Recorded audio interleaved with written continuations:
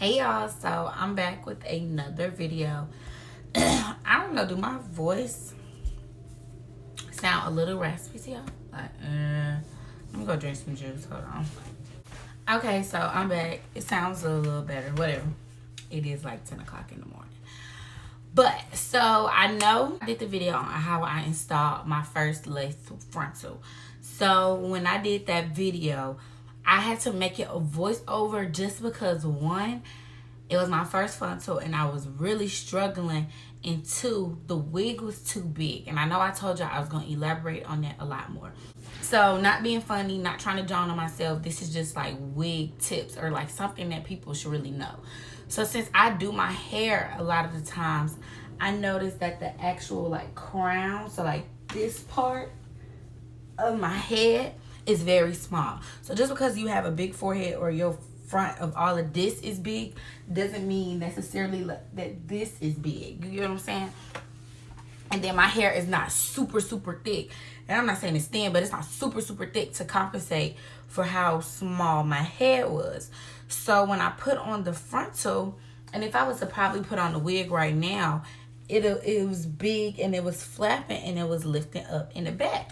So I'm thinking to myself, I'm like, I really like the quality of the hair. Like, how can I wear this wig? Like, how can I just not waste this wig? You know what I'm saying? Like, I customized the frontal to fit my head. Like, I've done all of this to the frontal, so I can't, you know, give it to Nia or, you know, give it to somebody. I have to wear this wig. So I'm thinking. Mind you, when the way I braid my hair also has a difference on how my wigs fit. So y'all know I usually wear closures. So when I wear closures, I do like 4 braids right here and then like 5 or 6 braids in the back going straight back. These 4 braids, when you braid them down and loop them going up, I'll try to see if I can insert a picture or a video or something so y'all can see what I'm talking about. When you loop the braids right here, it actually creates as like an anchor and a hook for like the band to like, you know, like basically it's hugging on it and it's doing like that. So, but with a frontal, you can't braid your braids like this. You have to braid them straight back so it'll be as flat as possible in the front. That also makes your head smaller and the size of your, because this is like the crown of your head, the crown of your head actually smaller. So when I braid my braids going back, even when I wear my closure wigs tend to be slipping like throughout the day if I don't sew them down. But if I braid them going down right here, I'm good. Like, I could walk out the house, not sew my wig down. I ain't saying I'm cheering and I'm tumbling and, you know, I'm jumping on trampolines and stuff, but I know my wig is secure versus if it's straight back, even if I have on a closure, I'm gonna have to, you know, be pulling it up because it's gonna be slipping back because, like I said, my head is small. So anyway, when I put on the frontal wig, I'm like, okay, like I said, what am I gonna do? Then I saw a video from this girl this lady that I watch on YouTube. Her name is Ellery. And she turned her frontal wig into a bang. And I said, oh my God. Like, why did that never cross my mind? Because I used to wear a bang in middle school. So I'm like, why did that never cross my mind? So I turned my frontal wig into a bang, as y'all already probably know by the thumbnail. So I'm going to insert like some clips or wherever it's going to be of the actual process. Like, I recorded me actually doing it, but once I put on the wig, I think this was 4th of July. So I actually went out. I ain't take no picture. It was 4th of July and I went out on another occasion. But I have Snapchat videos if y'all want to see. So I'm going to be talking y'all through the process while the clips are on whatever side they're going to be on. So when I got the wig, I didn't wash it or anything. I parted it before, and I showed y'all I'm gonna use a water bottle, spray bottle, tweezers, and comb, and that's really all you need. Oh, and a lot of y'all asked me when I made the wig in another video for Beauty Forever, why don't I put my wig cap on the stand, my wig head on the stand? Lucky me, I don't have the cloth wig head, but I have a styrofoam one. So basically what my ring light is standing on right now is a tripod, and the ring light actually like screws on the tripod, so I can actually pick up the ring light part and it'll be like a little pointy type thing. So basically I stabbed the wig head through the tripod. Anyway, that's how I got that standing on there. So my wig head was probably $3, and I think my tripod came with my ring light, and I was like $100. So I've already had these things. So when I slapped the wig head on, of course I put the wig on, and I also put an elastic band on the wig. I don't know if this is a lot of information in one, but try to keep up. I put an elastic band on the wig. When I put the elastic band on the wig, that did make it a little tighter. But then again, this flap in the back was more noticeable. And since it's like, it was something right there, I think that's the hooks, like the things to make it tighter. Mind you, my hooks are as tight as they can go, and the elastic band, I still have a flap back here. So I put the wig on the wig head, and I parted like a U part. Basically, if y'all want to see a more detailed video, go to Ellery's video, but this is just how I did my version of her video. I did like a U part, like right here. And so that was going to be my bang. So in the whole video, you're going to see that part sectioned off from all the other hair. So basically what I did in the first clip, I just went and I plucked around like the part where the rest of my hair was, not the bang, but like these areas right here. And I was just plucking because I thought I was gonna wear it down. We'll talk about that later. So to make it a lot natural, I was gonna do like the little ear pieces and, you know, gel them down right here, and then just tuck it behind my ear, have the bang and hair. That's what I planned on doing. So I pluck all that right there. If you're gonna wear your hair in a ponytail like I did, you really don't even need to do that step, because the bangs, when they fall, you can't even really see them anyway. That's just the way I cut my hair.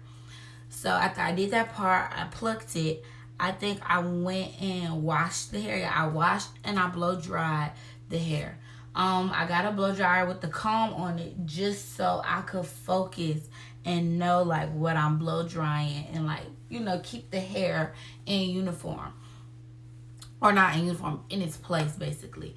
And mind you, when I blow dry, I'm blow drying the part this way, the areas that need to go this way, and I'm blow drying the bang down. Because now you're trying to train the hair to lay where it wants to, where you want it to, because it's going to be a bang, not a frontal.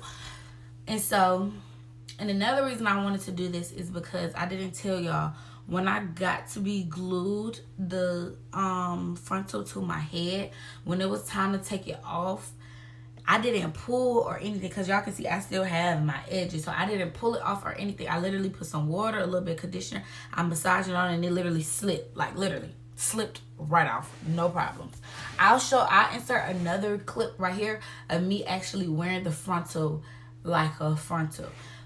Don't judge my face in the video, but I'm insert it.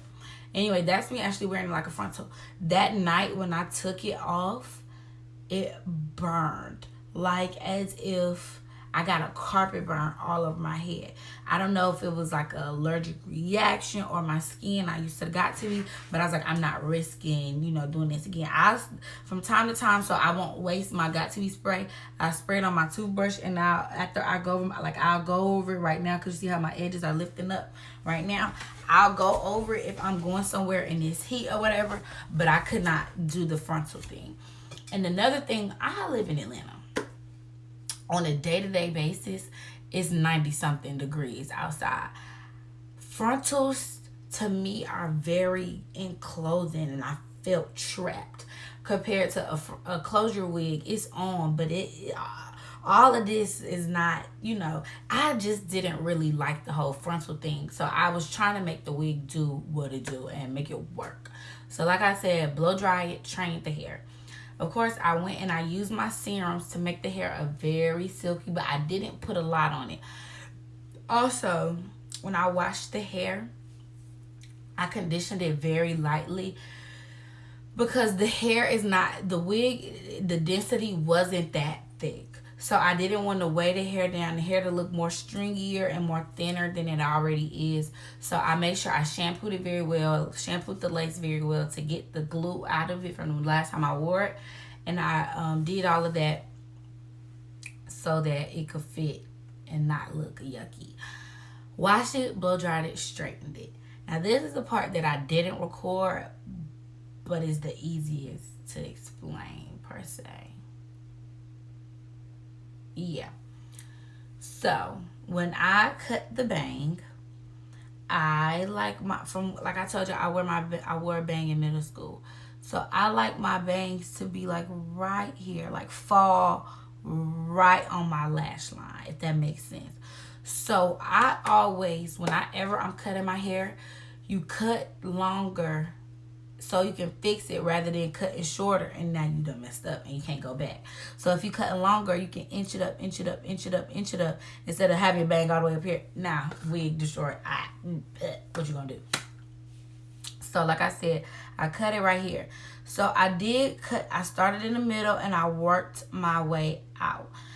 Since I'm right-handed, it's easier for me to cut this side. So I started with this side.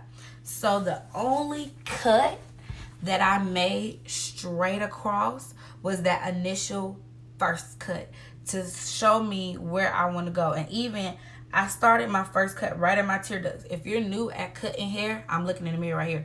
Start at least right here, like where your bags or your eyes are, just so you can inch your way up. I wasn't that scared to cut, so I cut my first initial cut right here.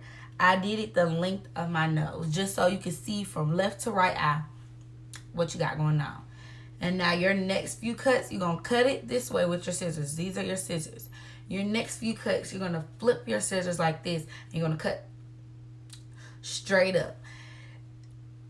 I'm trying not to say a whole because my brain, you know, works a mile a minute. When you cut straight up, it gives you that fluffy, you'll see when I finally insert the final pictures of my bang. It gives you that fluffy effect, not the chop Nicki Minaj 2005, 2006 Chinese bang. It gives you like that, oh, her bang is really, you know, I'm doing this motion because it's like flowy, you know, gives you that motion. Cut all the way up. Like I said, I did this side first, I did this side second. I do my bangs like a rainbow, so I want it, or should I draw it? Well, y'all, let's see. It's longer right here, and as it goes in, it comes, so it goes. I don't really know how to use my words. I know how to use sounds. Hopefully, is the blind light on my face? It was. Was it this whole time? Oh. I hope not. Anyway, you cut going straight up. Now, I know y'all wonder, like, what do you do with the rest of the lace? What do you do with the rest of the lace? Basically, I had those little, like, so as if this was a frontal, I actually have these on my frontal. But mind you, that white lace is up under it. So instead of it being glued down to my head and looking like this, is white flaps. Basically, I like rolled the flaps under, tucked them behind my ear, pulled the hair down a little bit, and they were hidden. Basically, I just tucked them behind my ear and hid them. You can cut them off. You can do whatever you want to. But since I tucked them behind my ear, and I don't know if everybody has these sideburns right here, and I just gelled my sideburns down just like this. Didn't do nothing else to these edges, but y'all see how my sideburns are gelled down right there. That's what I did, and that made my wig look natural. This is the final reveal. I'm sorry, it's only Snapchat videos that I can insert because that was the only videos that I recorded. Like I said, I didn't take any pictures or nothing in the wig. Hopefully later, you know, on in life, in school, when I'm back in school and I'm being different people, I can show y'all or take pictures and show y'all the wig. But like I said, I wore it in a ponytail simply because, being honest and transparent with y'all, their hair doesn't get bone straight like how I wanted it to be bone straight. Like I wanted it to be a bang and a bone straight look. And then like I said, plus the heat and the humidity in Atlanta, the hair wasn't going to, if it's not some hair that I'm used to and you know that I've had, like that I've hair that I've bought over the years, maybe if it would have been their straight hair, because that's body wave hair, it would stay straight. But like I said, this hair didn't stay straight simply because I don't know why. But yeah, y'all, I hope y'all like it. I hope y'all understand what I'm saying. If y'all, like I said, if y'all want to, or if y'all have any more questions in detail about how I did this particular style, like I said, I copied it and I got my, I need to stop doing my notes. I got my inspiration from Ellery, and so she had a very detailed video, and she actually showed videos of her cutting. That's just the only part I didn't film because I was really, really serious.